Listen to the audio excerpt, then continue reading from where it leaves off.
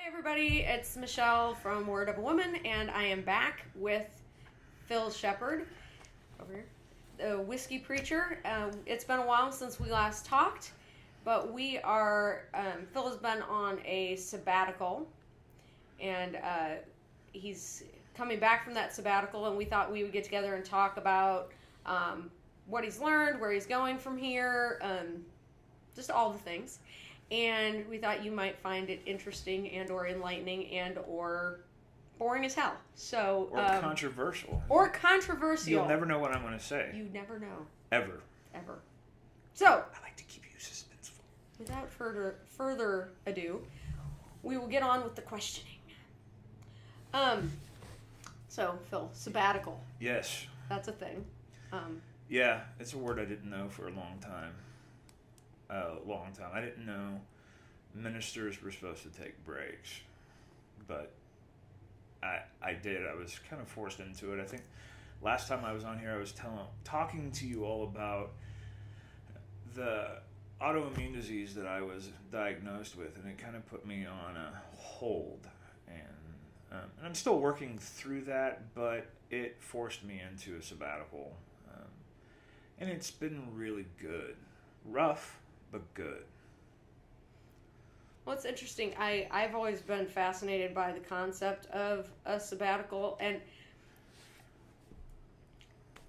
I guess mainly because coming out of the evangelical tradition, not my entire life. When I was younger, I was in a cult? Ish. And it's cultish for sure. But there was no such thing as sabbaticals. Nobody took sabbaticals. It was a lifestyle. It was, it was just to you all the time, 24/7. Because if you're called of God, you don't take a rest. Of course, yes. Yeah. And then the evangelical tradition that I was in for a while, where you're not evangelical anymore? No, no, I'm not. I told you I was feisty today before we started. Okay, it's all right. I get that a lot. So, the evangelical tradition, I came in contact with pastors who took a sabbatical every year. Yeah. And honestly, I didn't get that. Like a month long, and I didn't get that either. Well, mine's been a year almost, and it's been great. Yeah. Anyway, please continue. No, so, this isn't my interview, it is my interview, but it's supposed to be of you, not of me talking, but that's okay. No, that's fine. It's your website. You can do whatever you want. True, I can. Anyhow, so I've just found it interesting because I struggle with really the whole system that the church has set up in modern times, and the way that it is, and the way we consider ministry a full-time paid thing, which, so I struggle with that, and just honestly entirely. So then the sabbatical thing is a whole nother, it kind of goes with that, because obviously you're not taking a sabbatical if, like, Kent doesn't take I don't take a sabbatical because we don't have that type of setup. We don't have any kind of salary. We do everything as volunteer. Yeah. Everybody does their quote regular job, and we just do we kind of all jump in together and do the things. Mm-hmm. Of course, that means we have more downtime built in because we have more people sharing the load and less people being, I'm not saying this is you at all, in charge, because I know that's not y'all's bag at all. But so I struggle with the whole concept of sabbatical, and I find it fascinating, like, because we were talking the other day when we got together, we're kind of planning all this, that it's actually been a really great time for you, like you're saying, and you've had a lot of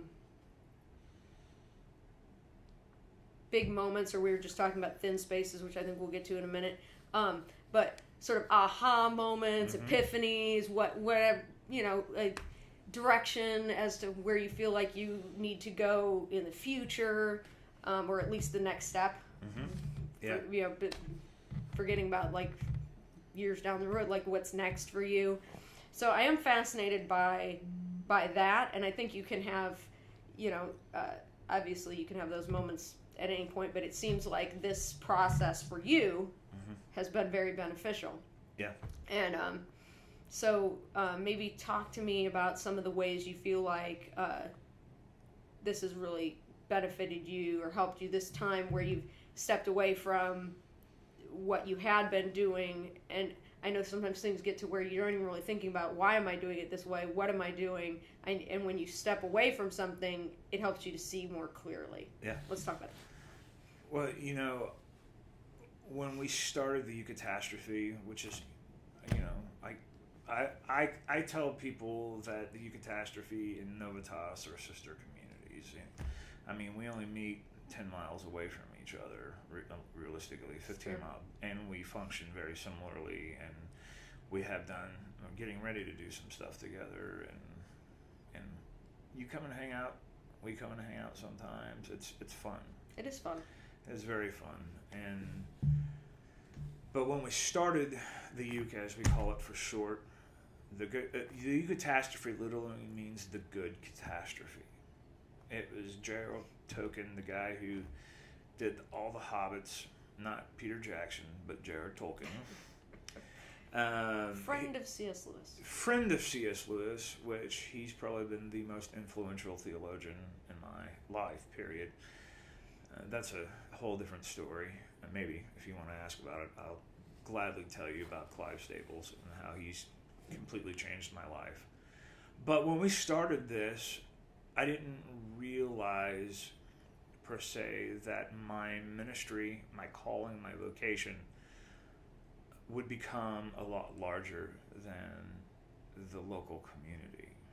When I started writing, when I started speaking at places, I realized that my ministry was not just in Fort Worth, that it was literally all over the world, that I humbly say that.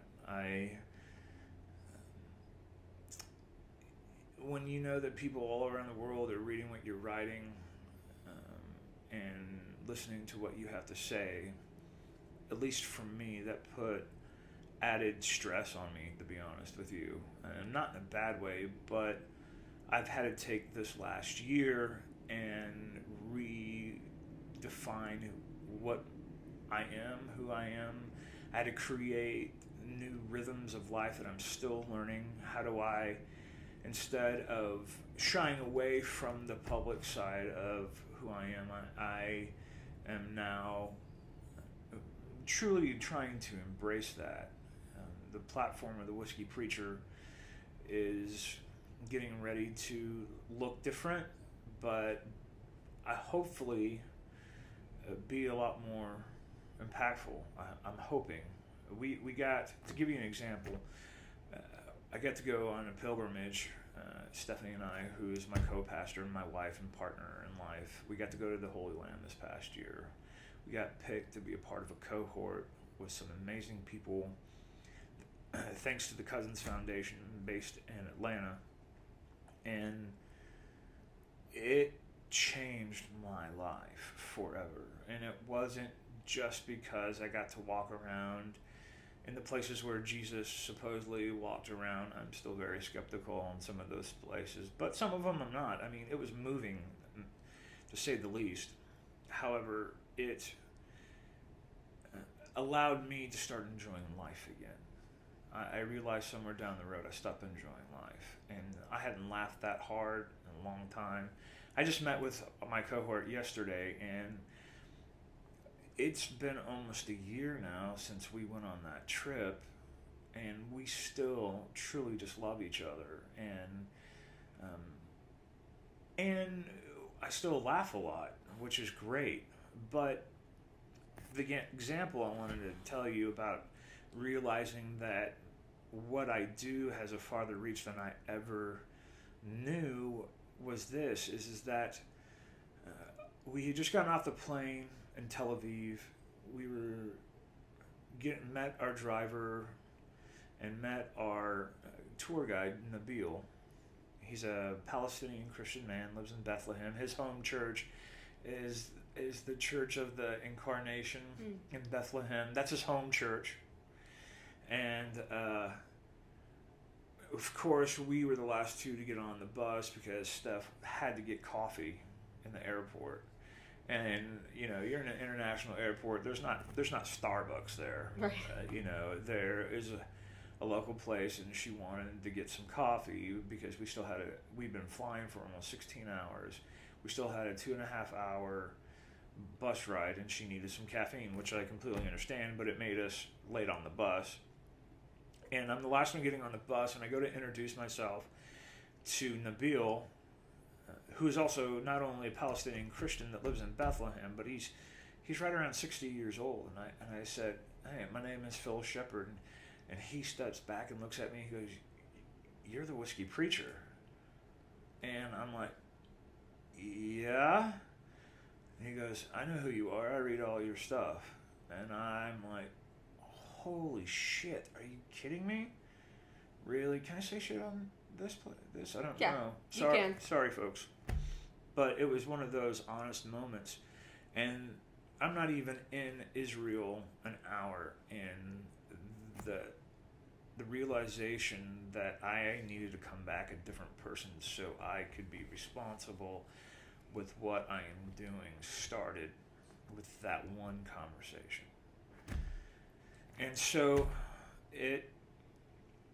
I began to, as I've now started calling it, my own Pax Romana, Road of Peace, and that has mixed connotations for a lot of people. Sure. Because a lot of bad things happened on the Road of Peace, but a lot of good things happened too. And I recently put a post on my Facebook page that the road to peace is sometimes not very peaceful. And it really started making me have to work inside of who I am and truly start living into the fact that, to practice what I preach, to be honest with you, that I am made a good creation. I don't believe in original sin. I don't believe that we were made pieces of crap. The scripture doesn't tell us that we were.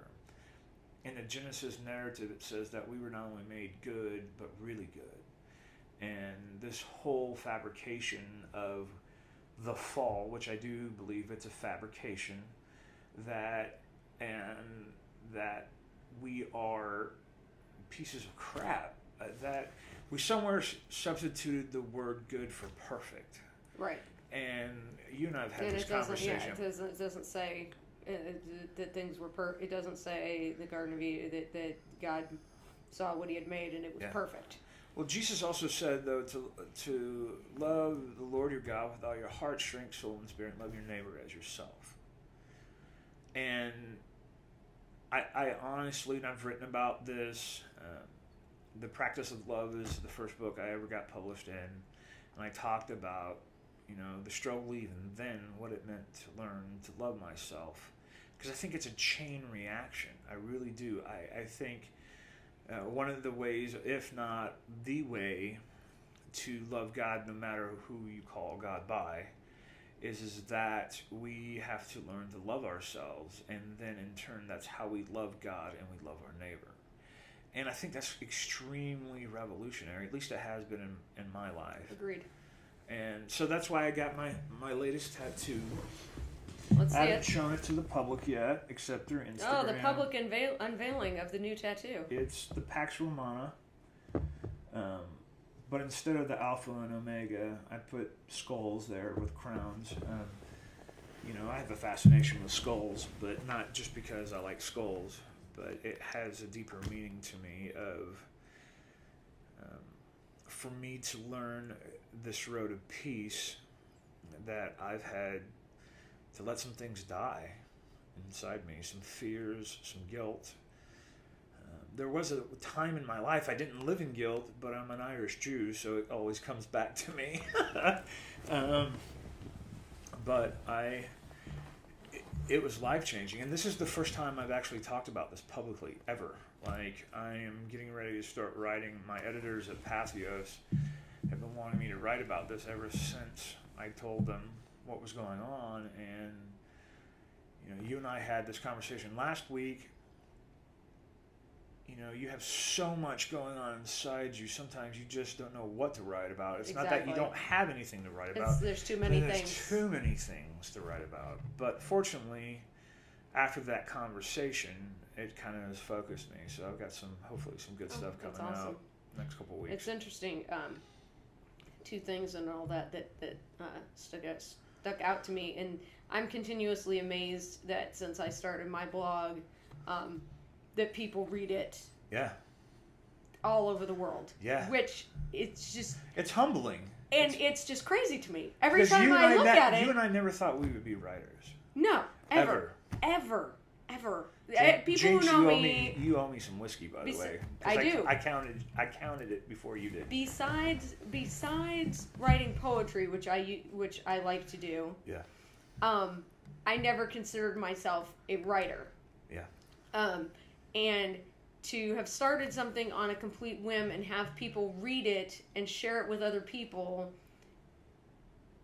in places that I have never set foot, have never talked to another person who lived there, it is crazy. And the internet is amazing because of that. Because I have people always talk about how friends on the internet aren't real friends, and I think that's bullshit. I'm sorry.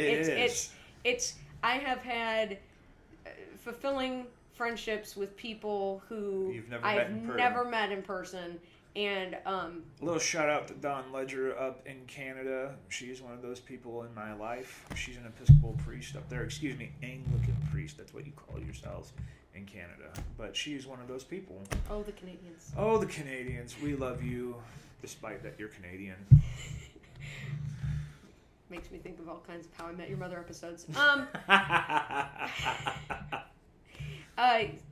But and the other thing that it made me think of was we're getting ready to host Frank Schaefer down here this week, and it made me think of in his book you were talking about things dying in order to live, and how he was talking about evolution, like that is the whole premise of evolution and things dying is so that is survival, and is living in the end, right? Is that things die off and things change and things become other things in order that life continues. And it's interesting because in a little bit we're going to be talking to Frank Schaefer, even though you'll probably see the Frank Schaefer interview before this one because internet. The internet. It's interesting that all this is happening all at the same time, and Frank's book, shameless plug, Why I'm an Atheist Who Believes in God, and some of the stuff he talks about in there, and some of the things that are going on with you, and some of the things that are going on with me, all kind of work together to I think it makes, we were talking before we started the interview, Phil and I were talking about thin spaces and the whole concept of that. You should be very jealous because Phil read me part of his new book and you guys don't get to hear it yet. But anyway, and he talks about that in there, so that's kind of where I wanted to go next, was to talk about that concept of thin spaces. And like for me, when things like this all kind of start happening together, and there's this synchronicity to like, this is happening with you, and I get together with you, and we haven't talked in months, and we get together and hang out, and things start clicking because of conversation we had in conjunction with your sabbatical and having read this book and getting ready for Frank's interview and getting ready for Frank and Jeannie to come and hang out with us. And just sort of all this stuff starts happening, and then we sit down to talk, and it's like it's like when the pieces come in, you know, in the puzzle, and they all just start fitting together, and it's like you see things and you realize that maybe just all of this stuff of life isn't all there is. And those are the moments where it's like, all my doubts and all my misgivings and all my what in the heck do I believe anyway, and why do I believe it, it all kind of thins out and gets quiet in that and I see just a little bit, just a little bit, I see a little more clearly the kingdom. Yeah. You know. No, I totally. And since we're spouting heresy right now, you know, I mean, it's we what we talked do. about, you know, rebuting original sin, evolution. Now we're talking about metaphysics or whatever you want to call it. I love the idea of a thin space. And what a lot of people don't know, and I haven't, again, I'm revealing a lot for the first time public on your blog, Thank you. that I'm a huge fan of what the new sciences, as some folks call it. When I was in seminary at Baylor, which probably after this interview, there's still no way they will ever have me come and speak at my alma mater. They're always afraid what I'm saying. So, I mean, good friends with the chaplain there, and I mean, we have a good friendship, but he's like, they'll stone me if I have you come here. And I respect him for that. I understand that. But when I was there, at the time, Baylor was one of the only places, at least in the U.S., that you could get a PhD in string theory. And string theory is a part of physics. And string theory really saved my faith. It really did, because it allowed me to have the space to believe the things that I believe in, and knowing that if I truly believe that God and the Trinity, well, which I am still a Trinitarian, whether other people say I'm not, or that's fine, but I still do. I just may not believe it in the same way they do, but I still believe in the Trinity. But I believe that there's order in the midst of the chaos. And what string theory is says that this what you're watching is one-dimensional, but all around us is three-dimensional. We know that. I mean, with the advent of 3D printers and things of that nature, which fascinate me, by the way, 3D printers.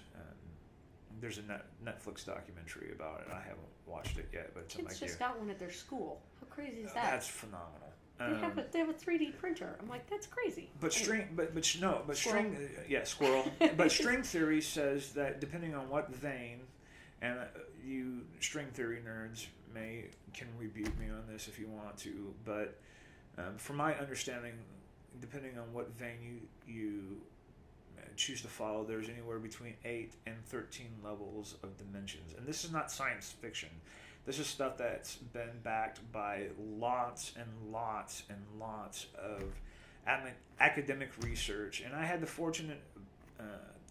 was fortunate enough to be able to be around some of these people when they were discovering some stuff. And, they've recently, it's debated whether it actually happened or not, but, they've split an atom and it can be in two places at one time. And I say all this is because when we get to those places that you and I call thin spaces, I think it centers us into a space that allows us to go into a different dimension. And I don't mean that again in like Star Trek, let's go warp speed kind of idea, but a reality that there is more going on behind the scenes than we can understand. More like the Twilight Zone. Yeah. Yeah. Entering another dimension. I'm sorry. Now I just see Dan Aykroyd driving the ambulance away. I'd be really scared. No doubt. So, I mean, I know that was a tangent, but I think there's an interconnectivity Yeah, no, that happens, and you can wrap words around it like thin spaces, string theory, whatever that may be. I do believe it's there, and it amazes me that it's happening all over the place. This is something bigger than here in Fort Worth, or you're part of the Metroplex that I only go to because I love you guys, and I have to take an extra Wellbutrin when I go over to the Dallas And every part. once in a while we have a really good party, and who I can know. pass that up? So Wellbutrin and whiskey together are phenomenal. Don't try that at home. Don't try that at home. You come to the party, you leave with whiskey stones, you leave with new shoes. But I mean, no, you know, it's you can't beat it. Talking about string theory and thin spaces and Frank Schaefer, and I outed me. outed Phil, which, you know, I am not usually in the practice of outing people, but I outed Phil on about his new book, which nobody knew about but me, so now you all get to know too. So another first here on Word of a Woman. However, I still have to find a publisher that, well, I mean, I've been talking to many publishers. So all you publishers out there, we could use a publisher. Yeah, but you gotta be willing to go with the crazy, and this is why, because even progressive Christian publishers who have been interested in me are very scared of what I have to say. And so I'm great. I've written 10 endorsements for major publishers in the last 2 years, yet I do not have a publishing deal. I don't know what that says about me. I'm great for a guest chapter in a book. You know, the recent book that I've been a part of is Band Questions with Christian Pyatt, and Christian's crazy enough to have me. However, the publisher, they want my name on the book and my endorsement, but they keep me at arm's length. Right. They want to make sure that they give you a narrow enough topic that they are pretty sure that it's not going to go too far off of their predefined rails. Oh no, they don't even do that actually. They just want a book endorsement that they can put on the front or back of the book or forward or something like that. But I've done over 10 of those in the last 2.5 years without, I don't know why. Well, you may end up having to do what Frank had to do on this current book, because even the people who were crazy enough to publish his previous books weren't crazy enough. Wouldn't touch this one. And so he ended up self-publishing it. And I mean, because I guess at some point it depends on how badly you feel what you have to say needs to be said or needs to be heard, or both. Sure. And sometimes if nobody else will put it out there, that's one of the things I found fascinating about this current book is that it was too conservative for the secular publishers that he's worked with, didn't want to publish it, and it was too far out heretical for the even progressive, like you said, publishers that he's worked with in the past to want to publish it. Both of them wanted to change it in either to make it more of one way or more the other, and he felt like it needed to be what it was, and so he just, so hopefully you'll be able to find, because I think there's still, self-publishing has become a lot better because you can still, because it used to be, you get laughed off of the, laughed out of the room if you said you were self-publishing a book. Essentially, that meant you published it on your copying machine and were handing out copies to your friends. The Shack changed that for everybody. It did. And I, as much as I'm not a huge fan of that book, there's some parts of it, I just, no offense, but, well, I don't give a shit. I thought it was poorly written. However, again, that there's some good stuff in there too, so I'm not completely dismissing it. But it changed the conversation. No, it changed the game and what self-publishing can do. I still don't feel that should be my next step, though. But we'll see. I don't know. Yeah, you never know. I don't. No, I would love to see it published by I don't even know. I was going to say legit, but that's not even the right word that I'm looking for. I've had conversations with legit publishers, but I'd love to see it. But once they get a sample, I never fucking hear from them again. They're like, they just call me for they just don't know what to do with it. They tell me that they like it, they love it, but that's all I hear. Right, they don't. And, I understand I'm very unorthodox in the way I write. I've created my own writing style, and that, I'm sure, has to do a lot with it as well, but the content and the way I present the content is different. It's very conversational. It's like you and I having a conversation now. That's how I write. And So I don't know. I don't know what's going to happen with that. I hopefully something will soon. I may venture into conversation with one of the publishers again that may be crazy enough to do it. If not, maybe I'll talk to Frank and see if he'll start his own publishing company. Hey, that would be fun. Yeah. So who knows? That would be fun. He could publish all of us crazy people. I know. It'd be a good thing. Yeah, maybe we should. We could all do it together. Interconnectedness. I'm telling you. Speaking of heresy. Yes, heresy. I know we got to wrap up soon. Yes. But there were some fun events, and she doesn't know I'm throwing this out, by the way. But there were some events, some epic events that happened this weekend here in our backyard. One, I know you know about it, but the other one you don't. One of the ex-pastor of First Baptist Church, Fort Worth, passed away, and you're right, I didn't know about that one. And it was all of the major Baptist voices, conservative, all ended up in this one place. And, it was a who's who of conservative Baptist life, like Al Mohler, Paige Patterson. I can't remember who's the pastor of First Baptist Dallas. These are places that I'll never, be asked to speak, most likely. So I don't care throwing them under the bus. But it was very fun for me to hear. Robert Jeffress. Yeah, there you have it.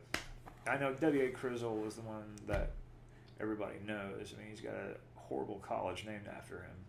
I'm going to throw it under the bus again. I'm in a feisty mood. I don't care.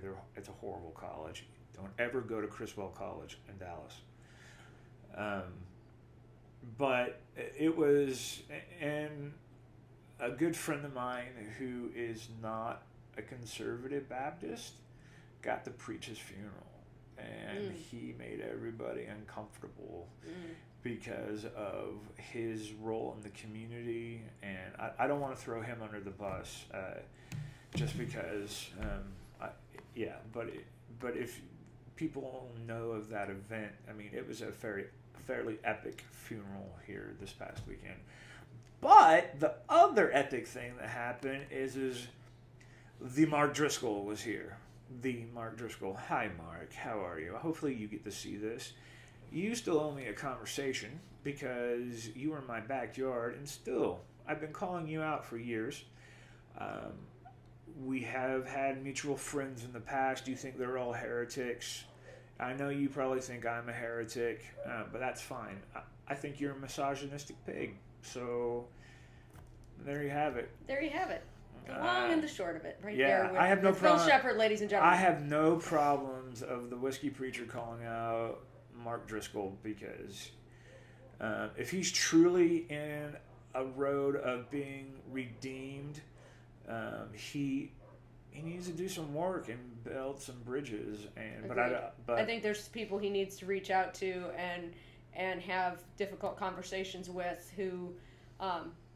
I haven't seen anything or heard of anything like that happening. I know you are, as well as I am, friends with a lot of people who had once been fairly high up in the Mars Hill organization, and I'm not trying to get a lot you of those in trouble. conversations. No, and I'm not. I mean, I'm by no means endorsing. There was some talk about stuff that's been happening with Mark's family. I think that is just unacceptable. Unacceptable. Yeah, I agree should with that. Stop. Is not okay. And I agree. His kids off limits, completely off limits. Yeah, should not absolutely have anything to do with the conversation. It should not be. And I feel really bad for his family. I do too. That is going through this. Yes, it's I'm sure, an extremely difficult time. For restoration to really happen, it can't be all about you. And unfortunately, I'm going to say it. Mark has to stop thinking about me and thinking about we, and God forbid that he actually has to do that.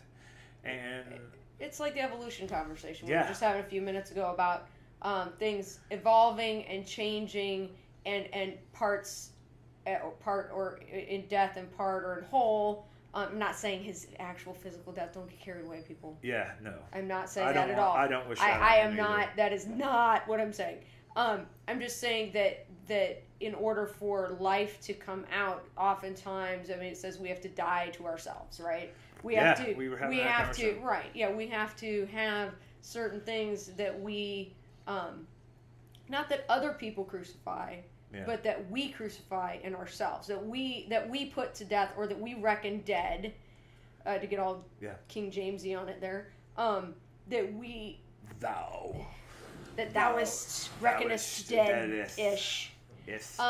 Ish. That that needs to happen, and conversations with people who have been hurt, whether intentionally, unintentionally, or otherwise, need to happen before we're handing somebody a microphone and allowing them to have a one-sided conversation wherein they talk about how much they've been wronged in the situation, and I just don't.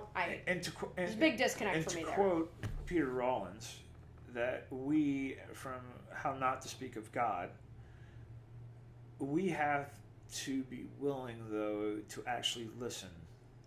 To be in a dialogue, it has to be more than just waiting your turn to speak. And unfortunately, I think that's what Mark, and I'm guilty of this too. I mean, I'm not just saying Mark just waits for his turn to speak. Well, yeah, I am. Yeah, he just waits for his turn to speak. He doesn't do much listening. And if you think that's unfair, well, tell me. I'm fine with that. Tell Michelle, correct me if you think I'm wrong, but in my humble opinion, which I respect, I'm not, at least at the moment. So yeah, I would love to see. I mean, my thing is always that I would love to see redemption, restoration. I always want that. Yeah, I always want that. I mean, isn't that really the ultimate justice? Is for somebody to be who they always should have been, could have been, the best of who they could be. But if you always believe you're a piece of shit that Reformed theology teaches, true. Why would that ever happen? Why? It's a good question. How do you get there from? How do you get here from there? When the cornerstone of your theology is that you're a piece of shit, everybody else is around you is a piece of shit, and that everything is about self-depravity. You know, thank you fucking Augustine for that, because if you don't know who St. Augustine is, don't waste your time. But he was a lot of what the Christian church has built their theology around. And, you know, he was a Platonian. He believed in duality. Then he came to Christianity because his mother made him. And then, you know, he's living in the same house with his mistress and his wife and his mother, probably having relations with all three of them.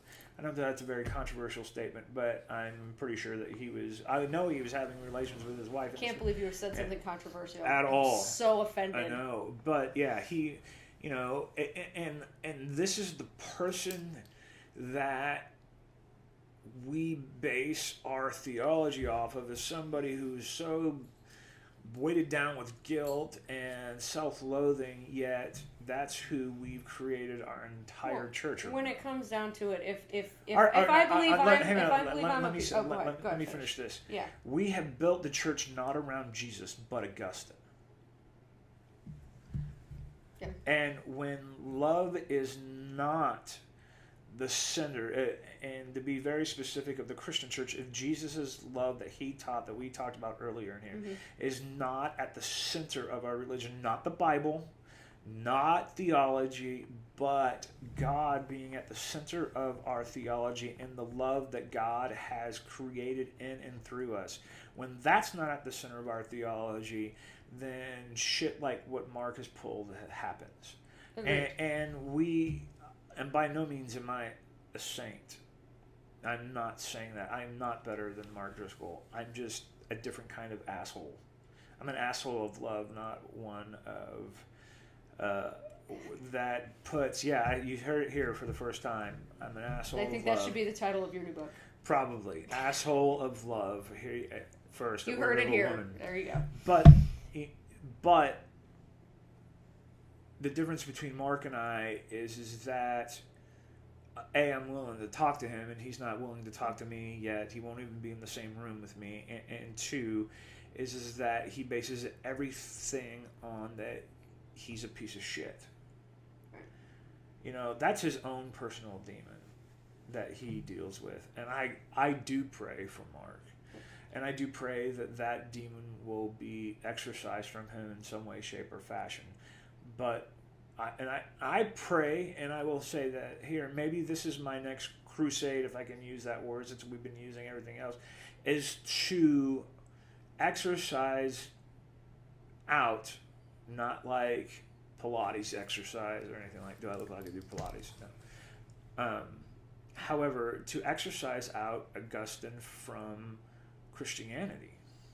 Agreed. The only other person that was saying anything counterproductive to him, or counter to him, I should say, is a guy named Pelagius, and he had him excommunicated and then later died, and nobody really knows much about him. Well, what I was going to say before was if I believe that I'm a piece of shit, and I believe that you're a piece of shit, and everyone is, then it's a lot easier for me to treat you like one. Well, it's counter to the gospel. Right. You know, I mean, I'm going to treat you like, if I believe that I mean, it's much easier for me to treat you like a piece of shit and then to be able to justify that because I believe you are one. I believe I am one. So rather than seeing the image of God when I look at you, which is what I'm supposed to see, if I in turn it's very Eastern Orthodox of you, by the way. Frank would be proud. I know.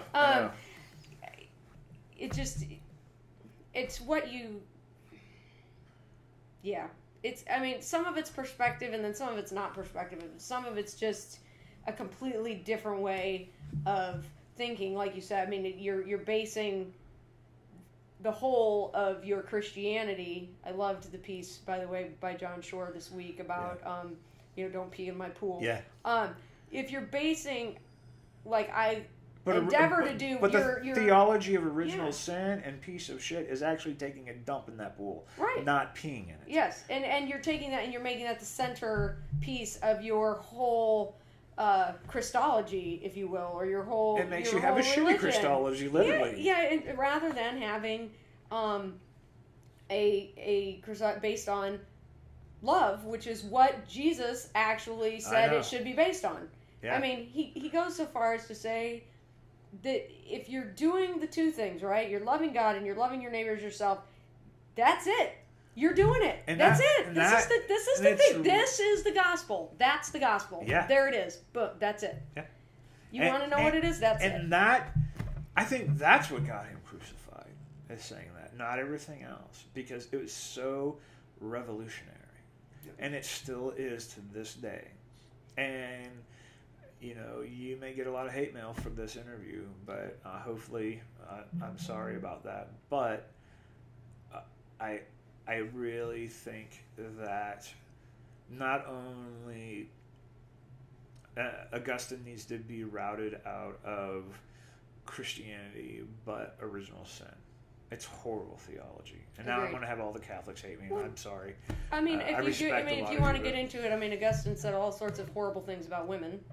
I mean, horrible things. I've got an upcoming post about terrible things said by church fathers about women that we actually still teach today that are not in scriptures. So stay tuned for that. That'll be coming up soon on Word of a Woman. Well, thank you for having me. You're welcome. It is always fun and exciting, and I like our interviews because my style is not to have a whole bunch of questions written out and see where the interview goes on its own.